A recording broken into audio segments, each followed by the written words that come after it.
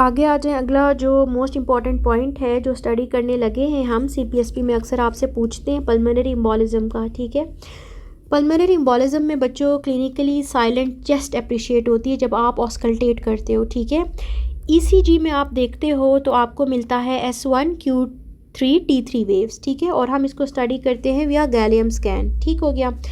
अगला है हमारे पास फैट एम्बोलिज्म। फैट एम्बोलिज्म का याद रखो कि आपके पास क्लिनिकल सिनेरियो बन के आता है कि there is history of long bone fractures. ठीक है, मतलब कि 12 घंटे पहले की हिस्ट्री होगी कि लॉन्ग बोन फ्रैक्चर हुआ था, उसके बाद पेशेंट को शॉर्टनेस ऑफ ब्रेथ है एंड ऑल दैट, तो आपके पास टक करके आपने कर देना है फैट एम्बोलिज्म। ठीक है।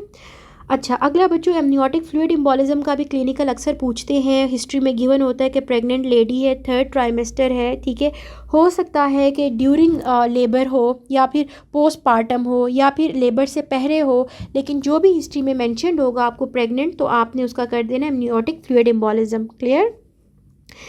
अगला बच्चों अक्सर पूछते हैं आपसे एस्थमा के अंदर, तो हमेशा याद रखो कि एस्थमा के अंदर FeV1/FVC रेशियो इज़ डिक्रीज्ड, और कितना डिक्रीज़ होता है, 0.75 तक चला जाता है। ठीक है।